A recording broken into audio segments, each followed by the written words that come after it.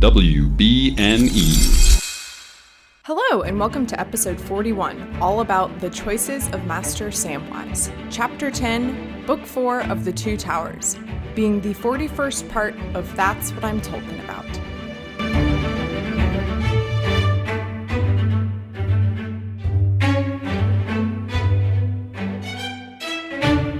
Hello, my name is Mary Clay. If that's too complicated for you, just call me MC. And today I am joined by Christina Kann of the Restricted section. Welcome, Christina. What up? That's the first time I've used that introduction for you. I know, I'm honored and frankly completely excited. I'm also excited. Listeners, for those of you that don't know, Christina hosts a chapter-by-chapter Harry Potter podcast called The Restricted Section, which I'm also a part of at times when coronavirus isn't completely ruining our recording schedule. Yeah, you're definitely a regular and you bring a lot of spirit to our conversation, so we have a good time. Thank you. It is a fun time. It's a very fun time. I almost felt like we were in like Chamber of Secrets Harry Potter with this chapter and the previous chapter because of because of Shelob, and Sam kind of sometimes reminds me of Ron. Just feels very reminiscent of that. Yeah, I've definitely said before that it's incredibly obvious at so many different points in the Harry Potter series that J.K. Rowling was a big fan of Lord of the Rings, and when you encounter a giant spider in Chamber of Secrets, that's just one more clue that she really liked Lord of the Rings. Right. So, listeners, here we are. It's the end of Two Towers. This is chapter 10. I can't believe it. I can't believe it. I can't believe how fast you're getting through these. I know, and I'm like, what the heck? What's happening? I was like, what do you mean it's the end of Two Towers already? That's not possible. This is the end. The Choices of Master Samwise is the title of this chapter. And so I reached out to Christina and was like, hey, you like Sam, right? And she's like, yes. As if like, yeah, I like any normal human being like Sam. And I was like, okay, great, you're coming on, because I want to make sure I have someone who likes Sam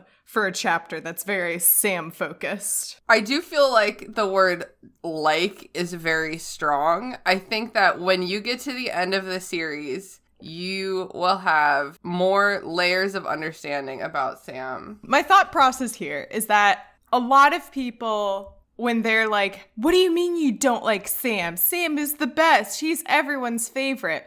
I have a feeling they are thinking of movie Sam, and movie Sam must be, I mean, not completely different than book Sam, but I just have a feeling that they cut a lot of like Sam's annoyingness from the books out when they were making the movies. And so people don't... Definitely Sean Astin is an incredibly likable human, so he brings a lot to the character in the films. That the things that you find annoying about Sam, Sean Astin makes them charming. However, Sam does a thing that undeniably, I think, makes him like a better character. We'll get there. There's like one thing where you'll be like, all right, Sam, okay. Okay, I mean, we'll have to see. We'll have to see about that, because a lot of people told me the same thing about Boromir, of like, oh, well, just wait until Boromir does this one thing. And then it's to a point where I was like... Well, that is surely better in the movies. I was like, he's dead. There's nothing else that he can do. Yeah. I'm not sure if I've shared... I know I tweeted about it. I'm not sure if I shared it on the podcast, but I've had this image in my head of what like the end of this is gonna look like when they finally go and destroy the ring.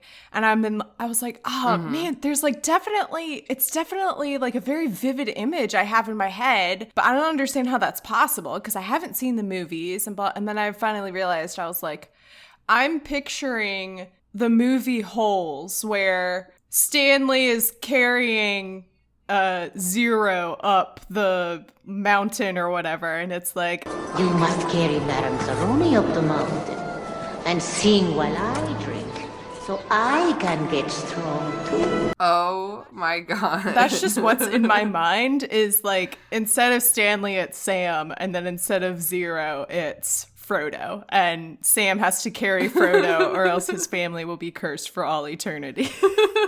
So that's a beautiful comparison. Mm-hmm. I think mostly I was like, I should watch the movie Holes again. Yes. Oh, also I should mention that I recorded myself once again while I was reading this chapter. So I'm sure every now and then you'll hear like a disembodied voice of mine. And that's what that is my organic reactions to this chapter. I'm ready for my babies Aragorn, Legolas, and Gimli to come back. I love those. I loved watching you listening to, I think, the previous chapter about Shelob. I think that was very... oh, right. Yeah, I was posting on, the Instagram story, I think. Yeah, so listeners, if you're not following the Instagram... Yeah, getting to hear it read aloud and then, like, watching your reaction is just priceless. Oh, my God. Just the descriptions of Shelob are, like... I know she's disgusting and evil, obviously, but, like, Tolkien writes her amazingly well. And I'm like, this just sounds really cool and dope. There's only 3 female characters. You gotta make them count. I know. Yeah. And I was like, all right, y'all, we did it. We got another female character. So this chapter starts off with an awful sentence. Yep. It starts real Frodo hard. was lying face upward on the ground and the monster was bending over him. I was like, oh, that's a hard no. And at this point, it doesn't mention that Frodo is unconscious. I thought he was just lying on the ground and like opens his eyes and like Shelob is just hovering over him like, all right, it's time to eat you, my boy.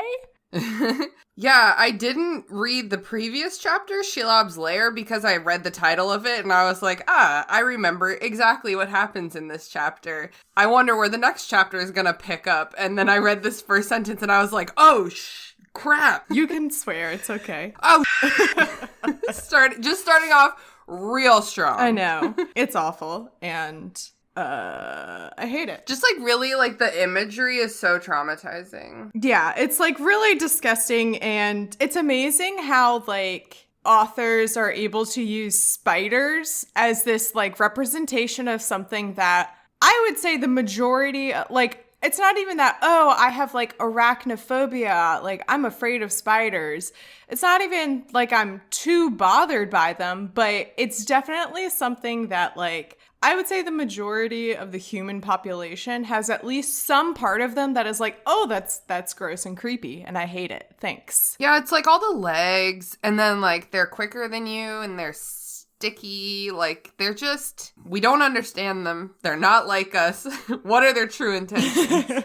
So Sam comes running in after his fight with Gollum. I'm going to read this line to you, Christina, and tell me if this sounds familiar to you from a similar line in the Harry Potter series. Sam did not wait to wonder what was to be done or whether he was brave or loyal or filled with rage. Aww. To me, that sounds very similar to the line in the Troll chapter of Sorcerer's Stone where it goes like, just then, Harry did something that was both very brave and very stupid. Which I have always argued is a perfect summary of the entire Harry Potter series. Exactly. Yeah, he just is like, he's acting really, I don't think he's ever been in quite this kind of situation before where it's like just him and he's having to react really quickly and he's having like a one-on-one fight, frankly, with something that's like so much bigger than himself and a lot more experience. So he doesn't even have time to think. He's just like acting. Yeah. What I think is funny about throughout this fight that he has with Shelob is that like it'll start talking from like the perspective of Sam and it'll be like he took out his sword and thrust it forward mightily and he was filled with anger and rage. And then from Shelob's perspective, it was like, oh, I think I stepped on a thumbtack. Because he's so tight. Like he is gigantic. Yeah, so here comes Sam. He's running in a fit of rage. And then it says, this is from Shelob's perspective, disturbed as if out of some gloating dream by his small yell. So Sam is just using like all of his energy. And to Shelob, it's like, oh, was that the wind? Because he's so tiny. Yeah. Sam and Shelob have a big fight. Sam basically just gets under her and stabs her a bunch of times with Frodo's... That's very smart. Yeah, because she can't reach with her, like, legs and pinchers and stuff like that. Not to mention the pincers. Yeah, and that's probably where she'll be the softest. So the only reason I would know to do that if I was fighting a giant spider monster is because of books and video games, right? And so the fact that Sam can figure out how to do that without, I mean, he's like, where would he have read something about how to take down a giant spider? So that's very smart on his part to get away from where she can get him and to get in a position to find her soft spot if she has one. Yeah. I can't find it. I think at some point it mentions that, like, Sam was thinking of dragons because he's probably heard stories of, like, dragons being slayed. And I think it's I think he was trying to think similarly to that of, all these people went under the belly to defeat and destroy the beast, the dragon. So let me go do the same for the spider. I'm sure that'll work. And he also uses the very convenient, like, deus ex machina of the vial of Galadriel. Man, it's a good thing they met Galadriel. Which they have not used. Yes. It's like Tolkien, he wrote this into the story back in Fellowship of the Ring. Galadriel gives this gift of, like, pure starlight to Frodo and says, use it in times of darkness. And then it was like he forgot it existed.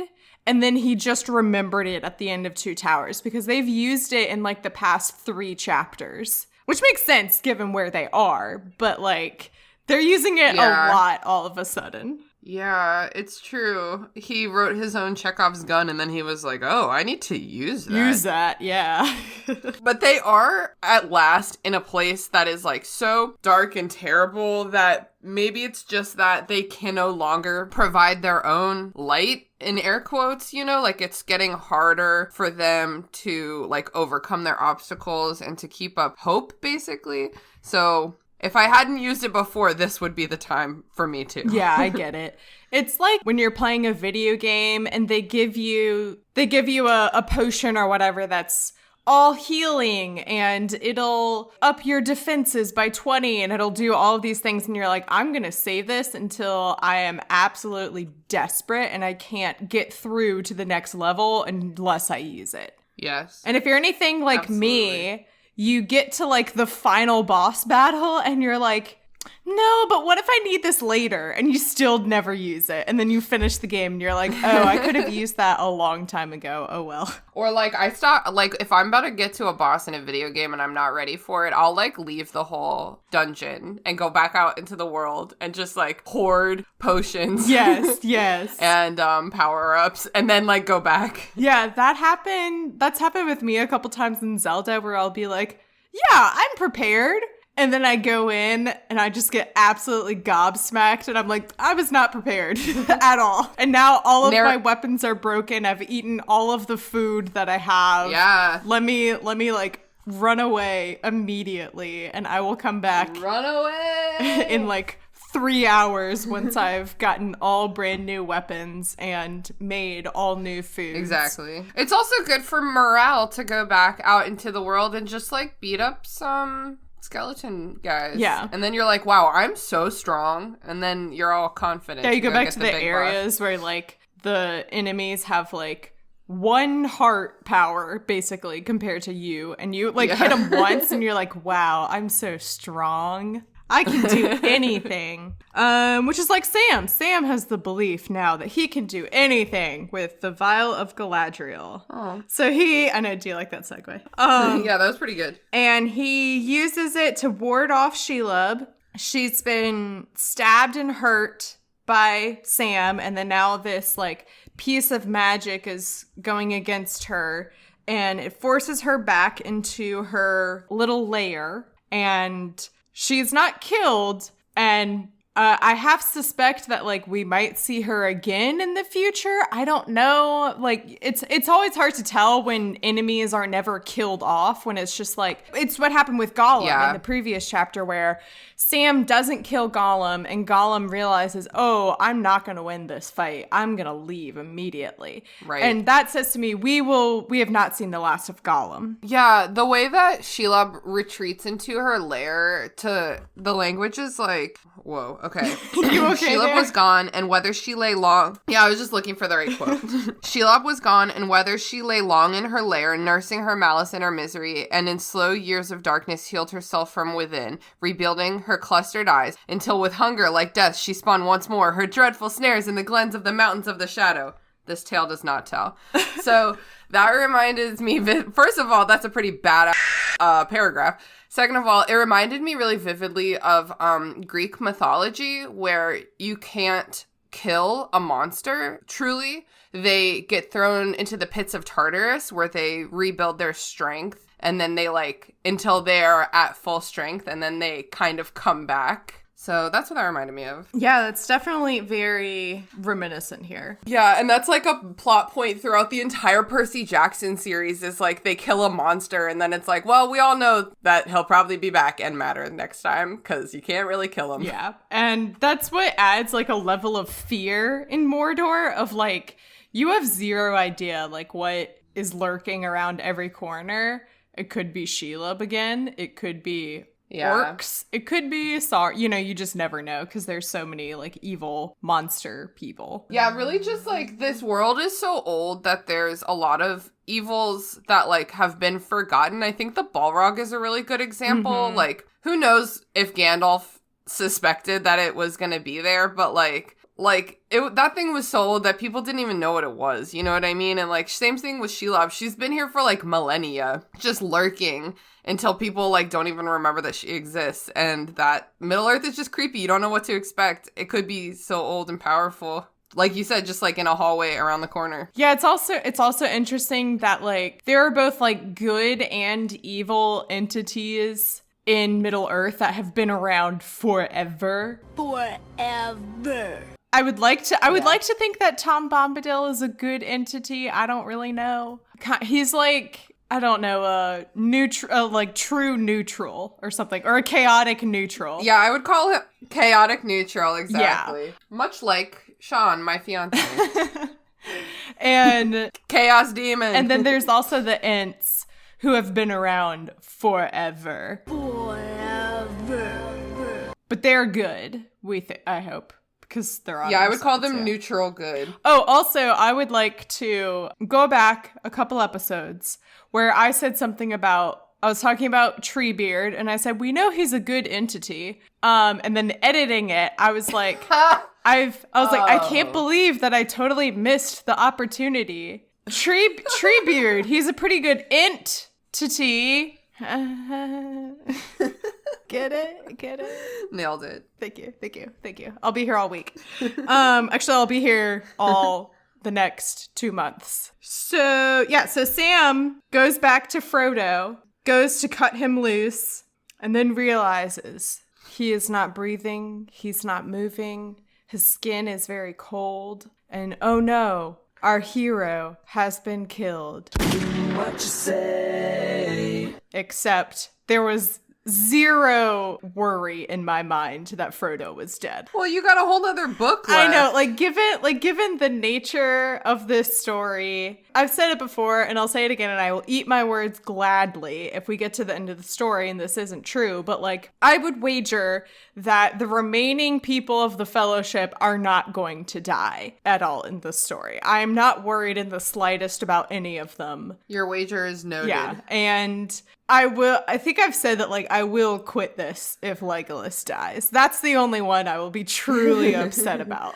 Oh, so pure beautiful ray of sunshine. You know he's my favorite. Legolas. I love him. I did notice that Sam doesn't check Frodo's pulse. Yeah. Which is always a good first step if you think someone's dead. Yeah. He, leans over and listens and, hovers his ear over his mouth and is like, well, I can't hear any breathing. And I'm like, I would say that's kind of normal. That, unless you're like a loud nose breather or mouth breather. Like, yeah, especially if you are unconscious, your body isn't having to take in a lot of oxygen. Yeah. So basically, Sam has no medical training. That's fine. He's a gardener. It's not his fault. Yeah, this is true. He is a gardener. Yeah, we'll give him that.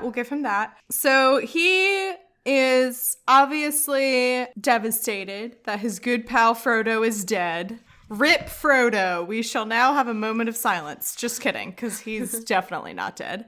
Although I was like, can you imagine, though, if that's how this book, that's how it happened, is at the end of Two Towers, this is how Frodo dies and goes out. And then the rest of the series just goes on with Sam being the Frodo. And I was like, I don't know if I would enjoy that at all. Yeah. It would be an interesting plot device, though. Yeah. I love this bit when Sam, quote, realizes that Frodo is dead. It says, the anger surged over him, and he ran about his master's body in a rage, stabbing the air and smiting the stones and shouting challenges. Yeah. It's not supposed to be funny, but knowing that Frodo's fine and Sam's gonna be fine, that strikes me as a really funny scene. I also kind of giggled at that because in my head, I'm just imagining, I don't know, like a frat boy too hopped up on Red Bull, just going around being like, what now? Like rips his shirt off. Exactly. I also noticed that.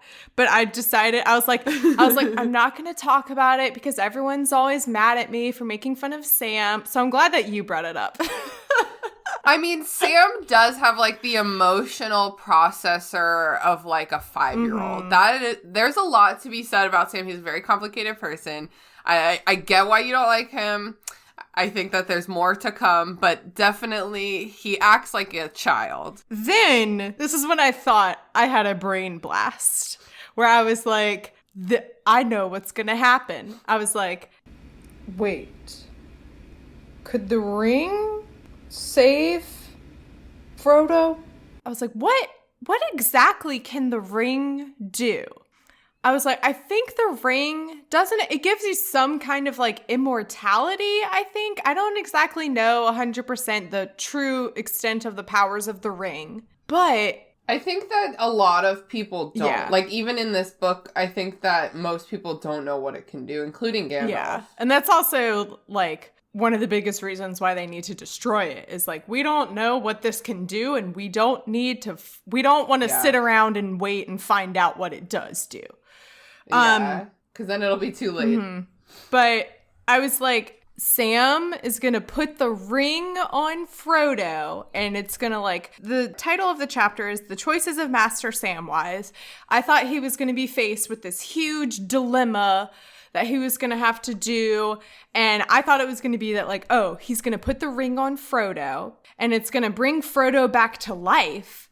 But Frodo is going to like become some kind of a golem creature, or he's gonna be turned like evil, and it's like, sure, Frodo's alive, but like at what cost? Yeah, it's interesting. A half-life, a cursed life. It's like that's not what happens at all. But it's interesting that you bring up the chapter title, because looking back, it is kind of weirdly named, because really the only choice Sam makes in this chapter is ultimately to abandon Frodo's body, which is a decision that he immediately turns around and doesn't do. Yeah. So it's like, what choices does he really make in this chapter? Yeah, I thought it was going to be something, I thought this was going to end kind of similar to how Fellowship of the Ring ends, where Frodo and Sam make this big decision that they are going to go off together and they're leaving the rest of the Fellowship.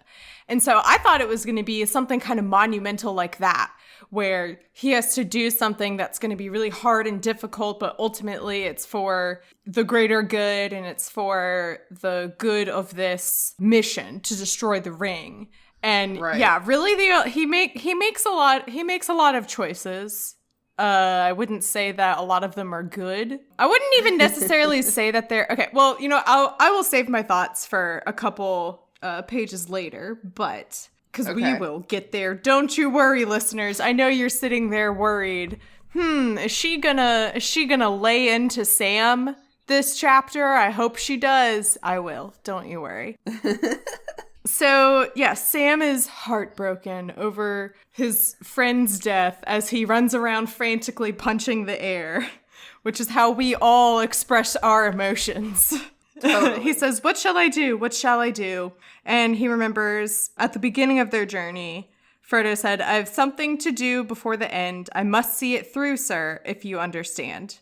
Or maybe, I think Sam said that. And he's thinking about, like, the ring has to be destroyed. That's what this is. And we have to see it through to the end. He realizes that he has to leave Frodo and go on without him. Oh, and then he also, I like this moment. He is like, what, me go to Mordor? I could never. Or, I don't know, go to Mount Doom? I could never. They gave the ring to Frodo. The council gave the ring to Frodo to do this. I'm not Frodo. I can't do it. And then he says... He calls it the crack of doom, which I love. I don't know why, but it made me think of a butt crack. Oh, totally. I was like, oh yeah, the butt crack of doom. Which I'm assuming...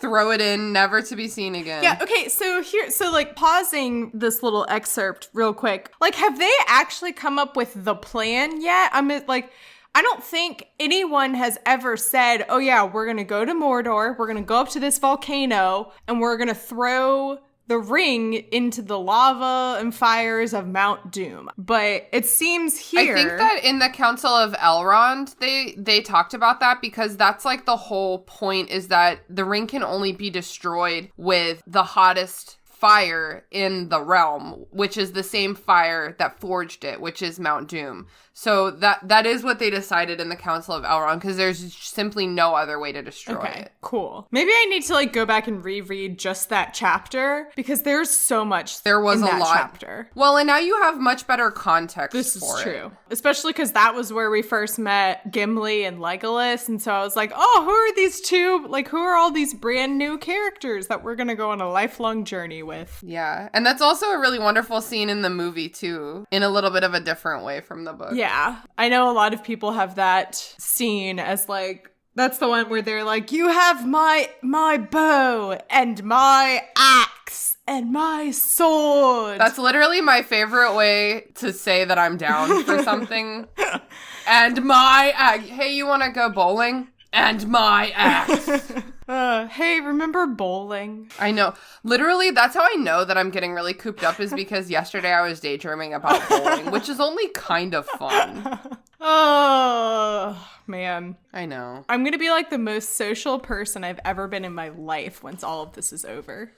It's crazy. I don't know, man. I'm usually like a super busy person and like this self-isolation has really helped me to chill out and like not feel like I have to fill every hour. I'm hoping this is like a turning point in my life of me not feeling like I have to be so busy. Wow, that's like a very like self-actualization way of looking at all of this. Yeah, I just have like I'm just that kind of person where I fill every second, but now I can't. So it's been nice for me.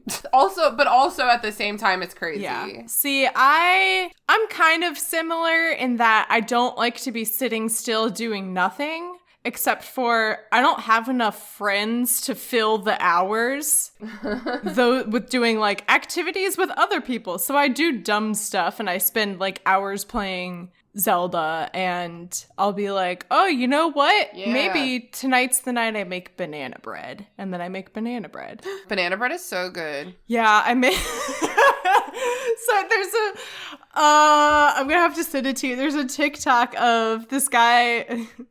He's in his kitchen and he's like, life hack. Do you have any bananas that have gone bad and they're all brown? Put them in the freezer so you can save them for later and make banana bread. And then he goes and opens his freezer and just like, it's like hundreds of frozen bananas fall out of his freezer. Put them in the freezer and make a little banana bread later.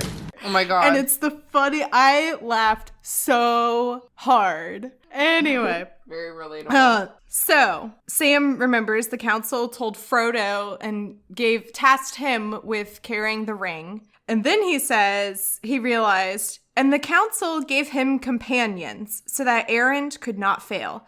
And you are the last of all the company. This errand must not fail. And that's very sweet. Yeah, because they kind of think everyone else is dead, right? Yeah, so Frodo, which is just like another piece of like Frodo-Sam logic that I'm like, come on, guys. Because they heard Boromir was dead, so they're like, oh, everyone must be dead. They, like, Right. Have you seen memes about like my last 2 brain cells trying to work and stay alive? Yes. That's what Frodo and Sam are like sometimes. And that's true. because what happens is... They each have 1 brain cell. Yeah. Because what happens is they hear that Boromir has died, and they're like, oh, no, the entire fellowship must have been killed too. And then Faramir mentions that his brother's body floated along the shores of Gondor in a boat, and he was like very clearly like laid to rest in the boat, and it was very like beautiful. Yeah. And he's like, I wonder, like, who could have done this? Because there's no, obviously he was dead. Who else could have done this but the rest of your group? And Frodo and Sam were like, nah, I think you were hallucinating, and try to, like, f***ing gaslight him. They just think that the rest of the fellowship is dead. And it's like, Frodo and Sam, your friends put Boromir in the boat. Let's like work that puzzle out in our heads for a bit. Sam and Frodo are neither the brains nor the brawn of the original fellowship. Yes, they are. They have nothing. They got nothing but these walking feet. They are the Hufflepuff of Hey! the fellowship. No, I mean Well, that I guess that's right. I mean 'cause that they have friendship yeah, okay. So, and loyalty.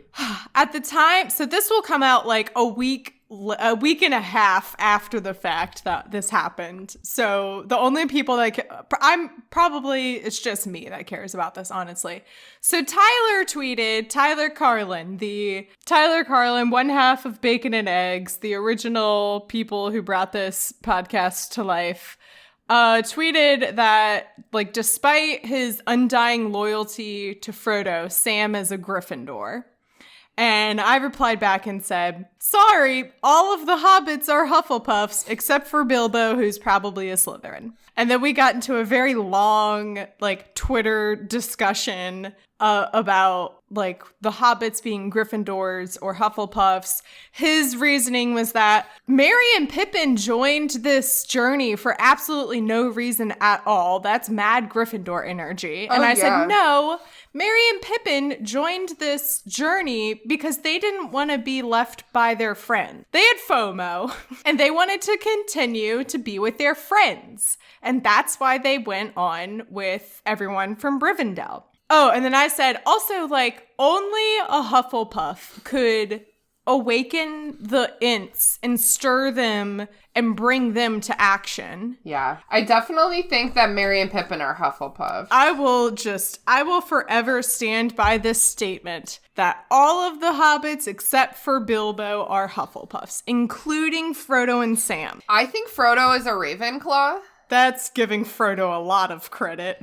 Well, you have to remember that before he comes on this adventure, he's just a rich boy who reads a lot. He's like an academic, basically, who has a lot of knowledge about stuff that doesn't help him in the real world. So I think he's a Ravenclaw. Okay. That's my take on it. That's my hot take. But I fully believe that Bilbo's a Slytherin. Also, another thing is that I think all of the members of the Fellowship have Gryffindor traits in them. I think that, like, just by the nature of the story, you have to have a Gryffindor part of you in order to do this. Otherwise, you wouldn't do it at all. However, and like, that also got, like, each person has different, like, Hermione is a Gryffindor, but she's also, like, such a Ravenclaw. So everyone can have these different intermingling traits representing the different houses. The hobbits, especially because the Hufflepuff house is right next to the kitchens. The moment the hobbits find that out, they would want to be in Hufflepuff. Yeah. They would never in a million years want to be like, hey, can you put me in the Gryffindor house where there are all these frat boys too hopped up on Red Bull And instead just keep me in the dorm that's right next to the kitchens. I'd appreciate that. And then we'll all like cuddle up and read books together and light all of the scented candles, and we'll have a slumber party. I don't know. We never get a description of the Hufflepuff dormitory, so I don't know exactly what goes on there. I know. I like to think that there's just so many plants. Same. So many. Same though. And like muffins, always muffins. Oh my gosh. Okay, so that was a very long-winded rant. I'm gonna have to have Tyler on one time, and we'll just do like an entire episode about if they are Gryffindors or Hufflepuffs. They're Hufflepuffs. That sounds Spoiler alert, they're definitely Hufflepuffs. So, God, what book is this? Okay.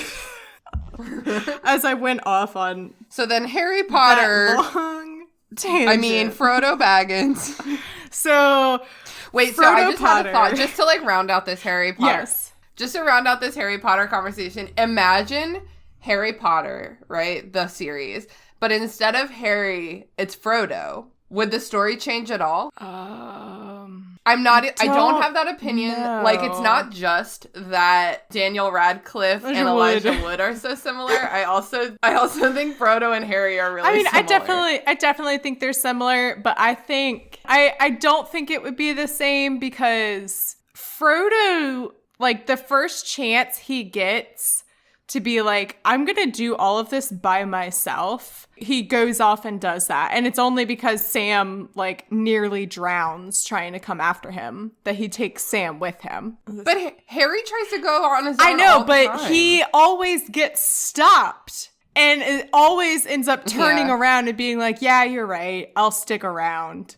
I'll stick around for Bill and Fleur's wedding before the Death Eaters all come and attack us. Like, he always turns back and goes with his friends. And I think not that Frodo isn't, but like, I think Harry really values all of these different relationships and friendships that he has a lot more than Frodo does. That's a good point, and that probably has a lot to do with his upbringing, to be honest. I think so too. So, all right, let's get back on to the Two what a Towers. fun like analyzation. You invite someone from a Harry Potter podcast onto your Lord of the Rings podcast, and this is what happens. Yep. Sam comes to the conclusion that he will take the ring and continue on this journey on behalf of Frodo. So he does like a little ceremony kind of for Frodo, because he can't bury him and he can't take him with him, obviously. So he like folds up Frodo's arms like nice and makes sure his cloak looks, nice and beautiful and like fluffs it up. Kisses his forehead. Yeah. He swaps out Frodo's Their sword for his sword because Frodo's sword is an elven sword and it'll be more useful for Sam. And then he says goodbye and leaves him behind. This was when I was pretty proud of Sam. I was like, wow, he's really taking charge. He's stepping up. He's realized that he's having like a lot of like inner self transformation of like, it's time for me to stop being scared. I have to step up and grow up and do this. And if there's anyone out there who has watched and or listened to the musical, The Book of Mormon, this seems very similar to the Act 1 finale with Elder Cunningham going like, it's time to man up. Time to be a hero and slay the monster. Time to battle darkness, you're not my father. I'm on a time to just watch me go. Time to stand up and steal the show. And he realizes that he's stepping from a sidekick role into the like hero lead role. And I was like, wow, Sam, like, good for you. Good for you. I don't know if you have any thoughts about I'm proud of our little boy. Yeah, definitely. You have to think about, he's just like, if I were in this position, I would be like out of my mind with like grief and stress. And yeah, I think that not everyone would keep a level head in this situation. I think that his little air punching rage session was probably really good for him to like get it all out of the way, and like now I can really focus on what I need to do next. Yeah. So all of that like wonderful, nice things being said about Sam, it immediately goes south for him. Yeah. And it immediately goes from like Sam being like, yeah, I'm gonna do this. I'm gonna take charge and I can do this, to like, I've made a mistake. I've made a huge mistake. I have a lot of regrets. It is so dark and scary in here. He starts like continuing up the passage and comes to the tower that they had seen before. And it's, I love this line. I've made up my mind, he kept saying to himself, but he had not.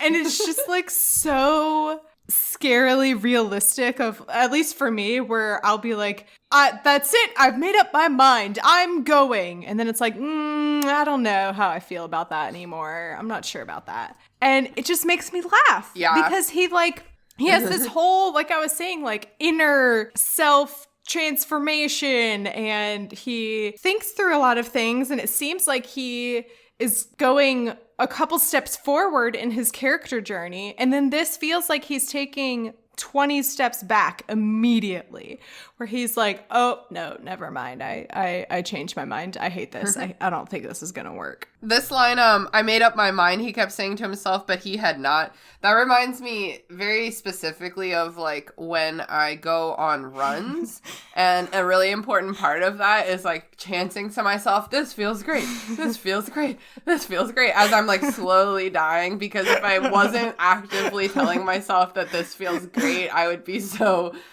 just hate my life. Jogging is the worst, Chris.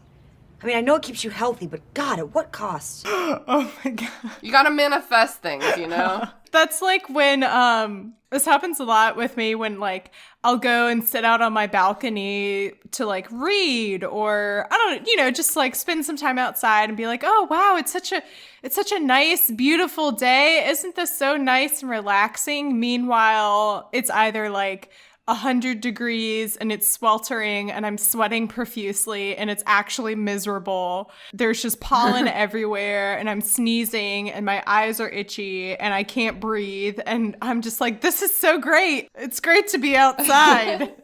It's like the meme of the dog where the room's on fire. Yeah, this is fine. And it's just like, this is fine. Then the orcs, Sam realizes, can see Frodo. And this is when I was like, you dumb hobbit. He left Frodo's body in like plain sight. I thought for a second I was under the impression that like, oh, they were kind of, this battle with Shelob was off in some little cave. No, they were like on the path in plain sight of the tower and all of the orcs and everyone in Mordor.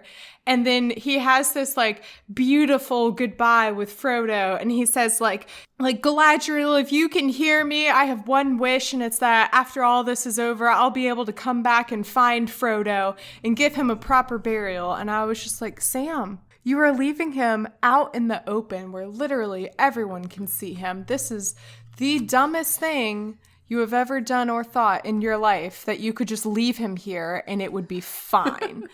And then sure enough, it just would have like what else could he do though? This is like, obviously for the sake of what happens next in the story, this couldn't have happened. And it's only for the sake of like plot. But like, if it were me, I would have been like, well, obviously I have to throw him over the edge of this mountain because he can't just stay here. I don't know. I mean, like, obviously I'm glad that Sam didn't. It's a really good thing that Sam didn't do that. Given what we find, that's what we call it, double tap. Given what we find out later, where can you imagine he overhears the orcs talking later and is like, yeah, and they're like, yeah, I saw Shelob fighting with this one creature, I don't know, kind of a human, kind of a not human, and yeah, she like wrapped him up and was about to eat him and he wasn't moving, so she must have used that poison that doesn't kill her victims. And then meanwhile Sam is just like, oh my god, I threw his body off of a mountain, he's definitely dead right now. I've made a terrible mistake. So like, I guess I will give Sam that, at least he didn't throw Frodo off of the mountain like I would have done. What's that? Hold on. Not as much of a screw up as you could have been award. Yeah, that's me. So all of the orcs come rushing out because they're going to investigate Frodo and they're going to see what happened. And Sam sees all of the orcs coming towards him. And he's like, oh no, oh no, oh no. Then it says, how could he escape or save himself or save the ring? The ring. He was not aware of any thought or decision. He simply found himself drawing out the chain and taking the ring by his hand. The head of the orc company appeared in the cleft right before him. Then he put it on. And I was like, Sam, you keep making these decisions that I don't necessarily think are smart. I'm sorry. What? The ring. He was not aware of any thought or decision. He simply found himself drawing out the chain and taking the ring in his hand. This head of the orc company appeared in the cleft right before him. Then he put it on. What the actual... Sam, that is just about the worst idea you've ever had. I think putting on the ring is the only thing he could have done in this situation because he was completely caught. So it's either like put on the ring and risk becoming a little Frodo-y in his dedication, his devotion to the ring, or get caught and probably killed because he's not the ring bearer, even though he has the ring. Basically, it's like the only thing he could have done because they would have gotten the ring if they saw him. So he had to use the ring to protect himself and the ring. I don't know. It's just hard because like we don't have much of a description of like his surroundings for like what's nearby, or I'm also not 100% sure that I'm picturing correctly in my mind like where they are, or even if they're on a mount. Like, I don't exactly know where they are, but I feel like there could have been somewhere to hide. I think he just, in this moment, panicked, and the only solution that popped into his mind was put on the ring. And I'm like, that's like the one thing that you're not supposed to do right now is put the ring on. You're not supposed to use it. They're in a place with a lot of like tunnels and pathways, so I felt like he kind of heard them coming, maybe even from like more than one way, because a bunch of orcs walking create like a really big noise that like bounces around. So I feel like he thought that he was trapped like in the middle of a tunnel. Regardless of what he could or could not have done, he definitely puts that ring on. And I think it's the first time that he puts it on. Yeah, he hasn't even like touched or carried the ring at this point, I don't think. Yeah. It mentions that when he takes it from Frodo and puts it on, he feels this immediate weight pulling him down. But at the same time, he also has this vial of Galadriel with him that kind of like evens it out. Right. So when he puts the ring on, he goes into what I have been calling the upside down. Where it's like this... Right, yeah, totally.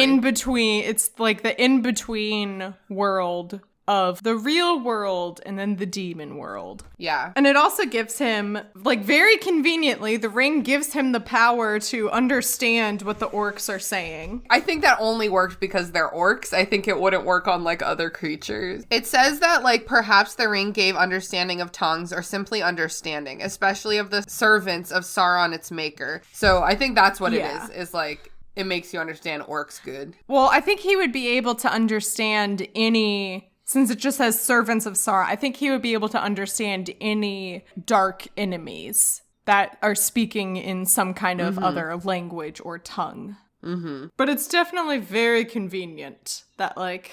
Especially right now, right when he's in need of, like, really doing some eavesdropping. Yes. So the orcs run over and they pick up Frodo and they run back into Shelob's lair, into the tunnels. Oh my god, wait. What? Real quick, there's an orc... just small detail. There's an orc whose name is, I guess, like, Hola. Yeah! And every time I read this book, every single time I read this book, there's, like, a section that starts with, like, Hola, Gorbag. Yeah, and, it like, says... Like, why are they speaking Spanish? It's definitely... I had the exact same thought. I know these orcs don't speak Spanish. Tolkien had to have known that Hola. Tolkien had to have known that Hola is a Spanish word for hello. Oh, is that one of the names of someone? Whatever. It's definitely there's an orc named like Hola. So it's meant to be like, Hola, Gorbag, what are you doing? But it definitely, in our like brains, it definitely reads like, Hola, Gorbag, yo soy Dora. ¿Cómo estás? Do you see Swiper? No, I had the exact same thought. And then like later it's like, hi, hola. Here's something. Yeah. Just very funny. So I was like, Tolkien had to have known that HOLA meant hello in Spanish. Or maybe he didn't. I don't know. He was a white man in the UK, Britain, in the 50s and 60s and stuff. Yeah, they're not exposed to Spanish the same way that we are. So he very might well, but he was a linguist. So That's really, also true, though. Come on.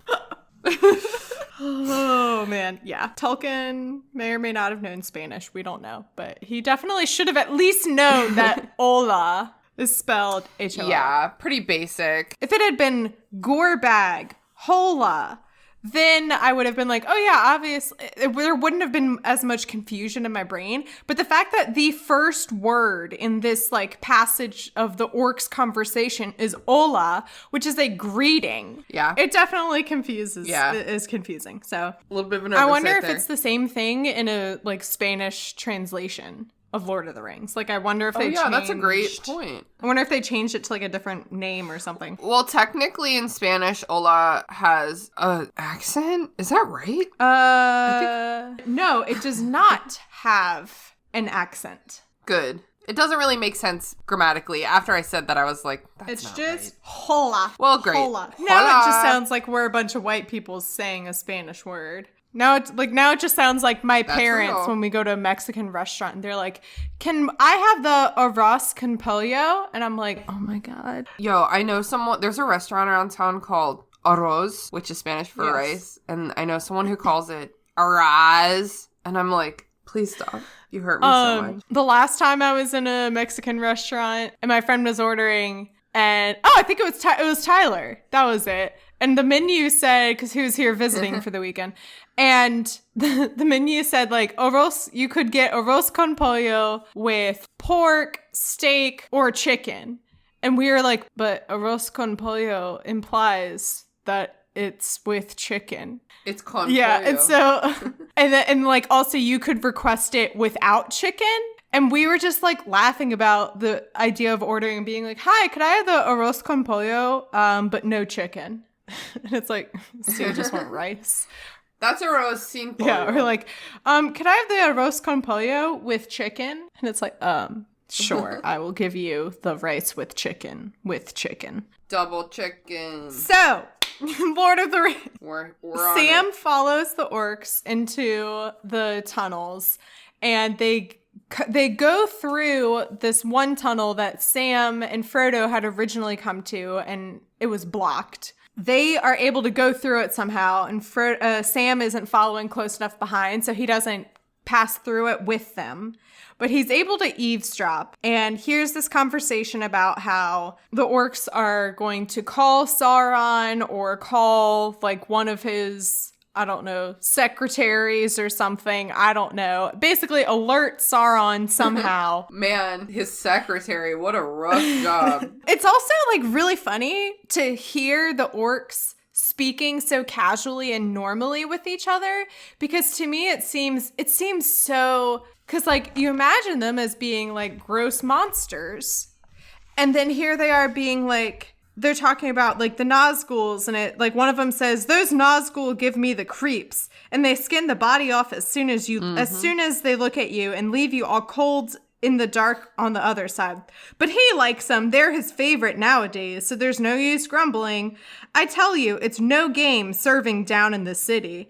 And he goes, "You should try being up here with Shelob for company." And they're just talking so normally, like it's like regular like work time, like coworker exactly, conversation. yeah, it's exactly like, man, how about the stock market, huh? I don't know what normal adults talk like it. Well, these two orcs, Gorbag and Shagrat, are talking about like running away together. Are they? Did I miss that? Yeah.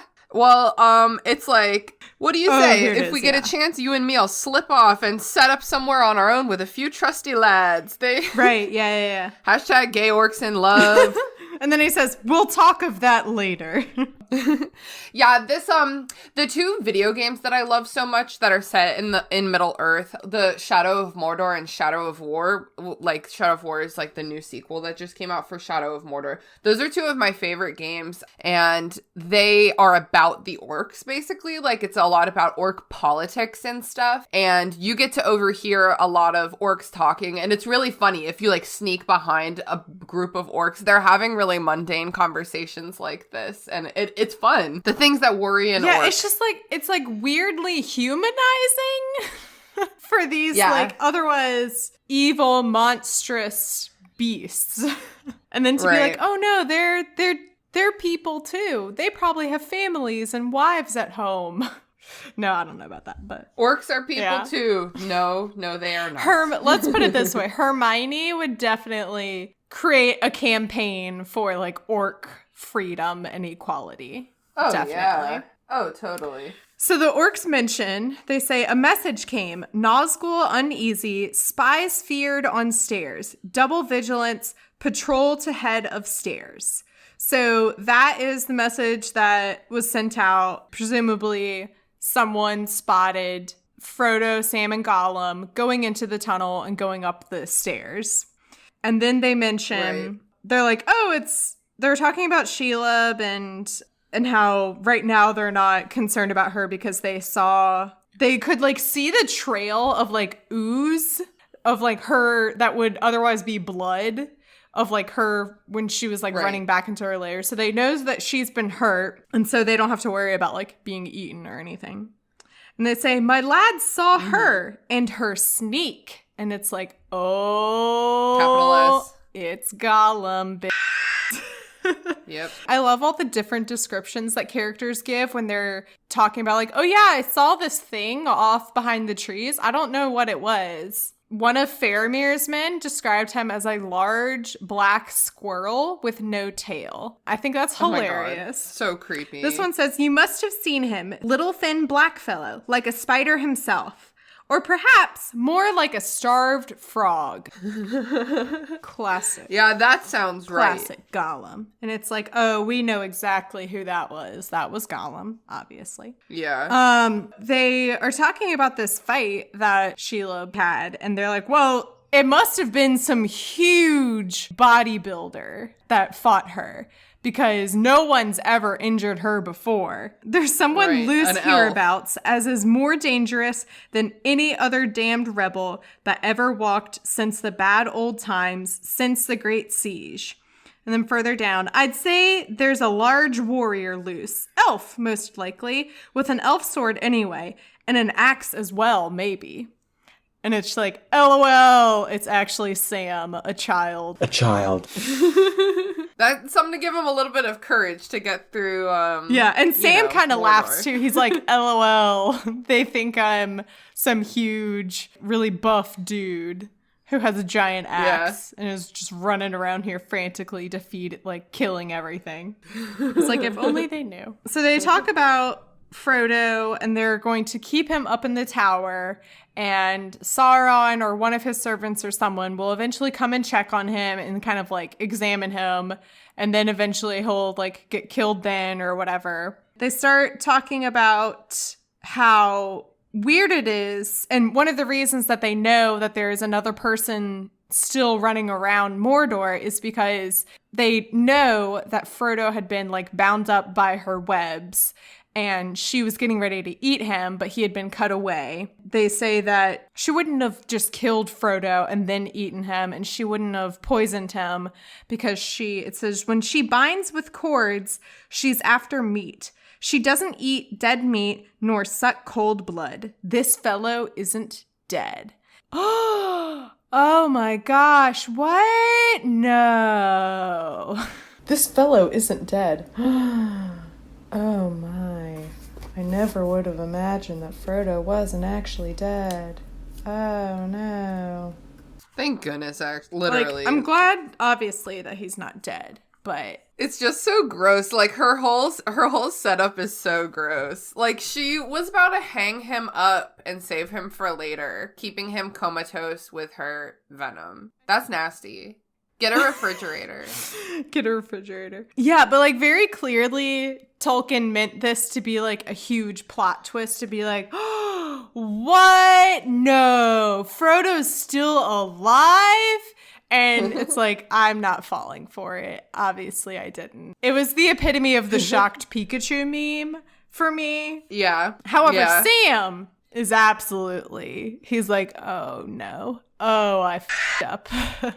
He's He like, reeled. I f***ed up a lot. The whole dark world was turning upside down, and now he is in the upside down. This is very true. It's all very true. And so he's shocked. He says, you fool, he isn't dead and your heart knew it. Don't trust your head, Samwise. It is not the best part of you. The trouble with you is that you never really had any hope. What is to be done? Oh, his head isn't the best part of him. It's so true. Sam. Yeah, so this poor baby. this is also, Trying this so is just hard. when I was like, Sam. I know that none of this, he didn't do any of this intentionally.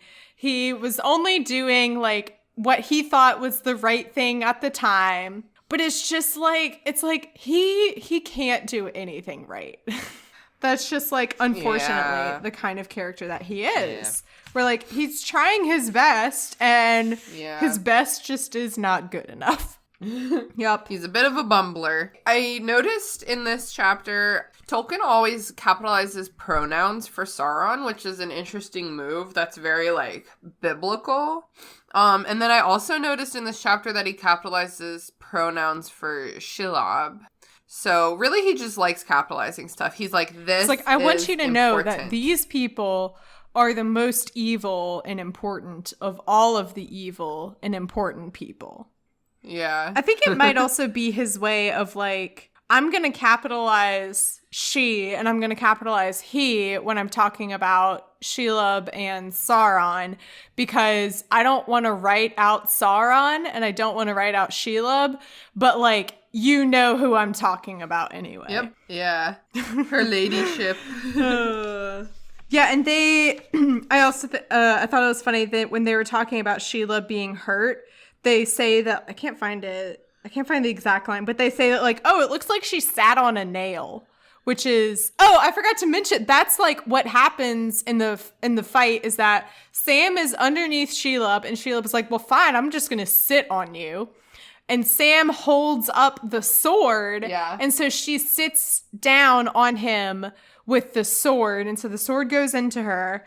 And I just love that the orcs are like, yeah, it looks like she sat on a nail, because that's like the extent of the damage that Sam was able to do. And if you sat on a nail, it would sting. Wait, was he using sting? Yes. Okay. He was, because that was the elven blade. I wasn't sure. That's the other reason why they think that the person who fought Shelob is an elf, is because they're like, oh, well, only an elven blade could have done that to her, so it must be an elf. Right. Because no one else can have an elven blade except for literally everyone has an elven blade. I know. It does happen a lot where where other people are like, well, I mean, the only possible explanation for this is that there are elves here. And it's like, joke's on you. It's actually 2 humans, a dwarf, and 4 hobbits, and 1 elf.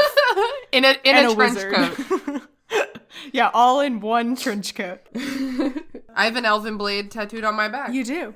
You are, yeah, Aragorn has it. Yeah, literally everyone has some kind of, like, product made by elves. It might not be a sword, but, like... If you ask me, Aragorn's the only one who really deserves that elven blade. I think, like, the stuff that Bilbo had that he gave to Frodo is all stuff that he stole, or was at least supposed to give back. Read The Hobbit. I think. I mean, because he gives Frodo his, like, armor and tells Frodo to hide it and to be sneaky because he's not supposed to oh, no, that was, like, dwarf-made armor, I think. Yeah, so here's the thing is, Bilbo doesn't steal those things. He finds them. This is something that's explained in The Hobbit a little bit. Like, the notion of property in dwarf culture is really different from our contemporary human understanding of it and also Hobbit understanding of it. So it's like, once a dwarf has created something, even if he gives it away to someone who's not a dwarf, it's really always supposed to come back to the dwarves. That's like the sword of Gryffindor and the goblins, where the goblins are like, Griphook is like, goblins made the sword of Gryffindor. It's ours. And Harry's like, what now? It literally says Godric Gryffindor on it. That's one more thing that J.K. Rowling stole from these books. It's like, totally. We're on to you, J.K. We're on to you. So I think what Bilbo was saying is like, here is this, but basically if Gimli sees you wearing it, he's gonna want it back, basically, yeah. I think. And like, luckily for Frodo, I think when Gimli sees it, he laughs and he's like, LOL, Bilbo. He's like, cool shirt, bro. So the orcs are talking about how they're going to take Frodo up to this tower. Sauron's going to come and check on him, or a servant or someone. And they start walking away.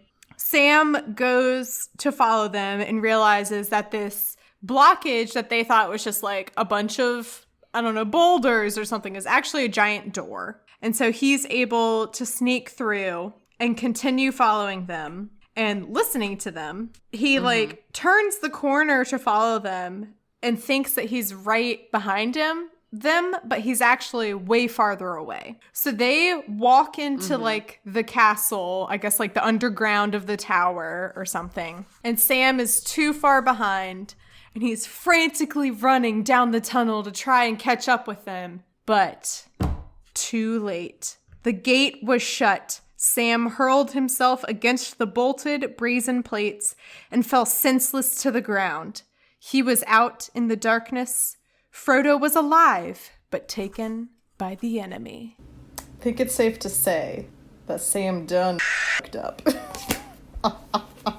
Dun, dun. Here ends the second part of the history of the War of the Ring. The third part tells of the last defense against the Shadow and the end of the mission of the Ring-Bearer in The Return of the King. Man. Does your book say that? No, I don't think so. Oh, mine has like a thing at the end. No, mine ends. I have a note about the maps that were drawn by Christopher Tolkien. I'm using my really fun 1982 edition where Legolas has a mullet on the cover, remember? Nice. Oh, how could I ever forget? Are you kidding? Oh, this book cost $4.95. That's so affordable. That's a Wow, very how do you feel? That's a very epic. I wish my book had that little note in it about. Yeah, that's why I read it for you. So how do you feel? I feel ready. I feel like I'm at the top of the roller coaster now, and I mean, I feel like we've already done some loop-de-loops. We've already gone down a couple hills and stuff, and now we're climbing up the last little hill. And it's gonna be real exciting. I'm so excited for you to read Return of the King. Oh, I am too. A lot of really cool stuff goes down. I mean, is there more walking? Yes. But does some really badass happen too? Yes. Oh, man. Is there more walking? Yes. Yes, there's always more walking. Well, I mean, did Tolkien write this book? Yes, he did. Then yeah, there's walking. Yeah, I'm excited. Awesome. I'm ready to get back to my boys, my babies, Aragorn, totally. Legolas, Gimli, Gandalf. The real story. Yeah. The in my mind, what I consider the main quest, but is actually the much more exciting side quest. Yes, exactly. I mean, the title of the book is Return of the King. So is it a side quest? That's a great point. It's definitely the main quest, the return of Aragorn to his rightful place. The return of the Jedi. Plot twist. That's not right. Plot twist. It's actually, it's going to be Frodo. Frodo is the new king, and Aragorn is real mad about it. Oh, God. I would be so mad, dude. That would be like worse than the Game of Thrones ending, which I know you don't have any context for, but a king was crowned who probably maybe shouldn't have been. Yes, I know. Frodo would make the worst I king. know vaguely about that. I have no desire to watch Game of Thrones. I have no desire to read Game of Thrones. No, you don't need to. How do I end these things? Well, Christina, that brings us to the end of this chapter. And nearing the end of this episode. Do you have any thoughts that you didn't get to share? No, I'm just so excited. The Two Towers is You know, I feel like in every trilogy, the middle book is a little weird because it's like, how do you get from the beginning to the end? So things are about to start falling into place for you. I'm really excited for you to finish your journey. I know. It's crazy. I feel like from now on, whenever I open a chapter of Return of the King to read, just the beginning in my head, I'm just going to hear, it's the final countdown. Do-do-do-do. Just as I'm reading. Exactly. It's also crazy because like the main joke of this podcast has been that like I know nothing. Isn't that hilarious? But like now we're getting to a point where I actually know things now. Yeah, you know most of what you need to know. I know. Like obviously I don't know that. Oh, I should bring up, I did play a great April Fool's joke where I tweeted and posted on Instagram that I had gotten spoiled on the end of Lord of the Rings and that I knew how it ended. I'm very proud of the fact that I got a lot of you. I got a lot of you. And then I posted later and was like, April Fools. Because I was like, well, It's a pretty wholesome prank. yeah, I was like, you know, you have to keep that in mind for April Fools. It's all about wholesome pranks that aren't going to hurt anyone. And then as soon as I posted it, I was like, this is going to backfire on me. And someone's going to message me and be like, oh my God, I can't believe you found out that Sam was Sauron all along. Oh my God, what a twist. Christina, where can people find you on the internet? You can find me on the Restricted Section podcast. Comes out on Wednesdays. We're on Instagram at Restricted Section Pod. It is a really fun rated R podcast about Harry Potter. All spoilers all the time. It's a good time. And Mary Clay is often there. And you can follow me personally on Instagram at Ya Girl of the World. That's YA Girl of the World. For a second, I was like, did you forget how to spell girl? Because you were like, YA Girl of the World. I'm trusting other people to know how to spell girl. Yeah, do not worry. It will all be linked in the episode description. That's What I'm Talking About is a proud member of WB&E. You can learn more about that by going to WB&E.org. This week, why don't you listen to Sincerely Us, especially because Eni and Becca both have birthdays in April. Eni just had her birthday as we're recording yesterday. Happy birthday, Eni. And Becca's birthday is, I can't remember, but I know it's coming up soon. So happy birthday, Becca. Happy birthday! Dear listener, today's gonna be a good day, and here's why. Because today we're headed to Broadway. Are we? Okay, maybe not, but we're talking about Broadway. I'm Becca. And I'm Eni, and we host Sincerely Us, a podcast for the casual musical theater fan. We discuss everything from strong female characters To Ben Platt. to individual shows To Ben Platt. to Act 1 finales and everything in between. We even have a few experts on to talk about their expertise in the realm of musical theater. It's an easygoing show for every theater fan. No experience required. Listen every Wednesday at WBNE.org or wherever you get podcasts. It's not a Disney fan cast, I promise. The cover is by Graphite, aka Vaishon Brandon. You can support him on Instagram at graphite.vmb. You can find the podcast on Twitter and Instagram at TolkienAboutPod, and also join the Facebook group. You can find me on Twitter at MCWhatsup and Instagram at MCTurnedDownForWhat. And also, you can find me on TikTok. I can't believe I'm plugging that, but go find me on TikTok. It's at MCWhatsup. I've put way too much of my heart and soul and time into TikTok. It is my only coping mechanism right now. And what you don't see is that I will watch my own TikToks over and over again and be like, I'm funny, because I amuse myself. Even if I don't make any other people laugh, I just like laughing at myself. That's the most important thing. Yeah, right? Like that's the only thing that's keeping me sane right now laugh. is that I'm able to so easily amuse myself. So you can support the podcast on Patreon at patreon.com/TolkienAboutPod. This week's sponsor is Danny Wilcox. Thank you, Danny, for supporting the podcast. I appreciate it. And I hope you are doing well during all of this insanity. This week's discussion question is there a well-liked character, like a likable character that pretty much everyone likes that you do not. Let me know. I think you know who I'm referring to, but is there a very beloved or liked character that you do not like? So previous discussion question was just, what are you enjoying right now, listeners? What is bringing you joy? What are you doing to entertain yourself? Melody is making homemade cornbread. Good for you, Melody. Please make me some as well. There's a lot of people who are baking. I appreciate that. I support you in your endeavors. Eni is playing Animal Crossing, much like all of us. Wesley is watching Agent Carter on Disney Plus, which I wholly support. Agent Carter is a wonderful series, and it should have gone on for 20 more seasons, and it only went on for 2 seasons. It was very sad and upsetting. And we should all love and appreciate Haley Atwell. Meredith had a great answer that just made me smile so much. She said, my roommate and I are doing Stylish Saturday where we get dressed up and eat a nice dinner, drink some wine, dance around a little bit, then watch a movie. That's so cute and so fun and amazing. And I love that. I know, right? Stylish Saturday. That's so fun. So yes, let me know your answer to this week's discussion question. Make sure you are following Tolkien About Pod on various social media platforms, because sometimes I forget to post to all of them and you want to be a part of the discussion. So all that being said, Christina, do you have any parting words for our audience? I'm excited for the return of the king. And that's what I'm talking about.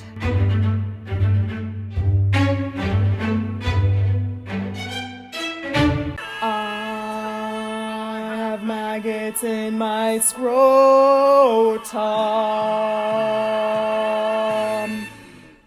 Man, what a banger.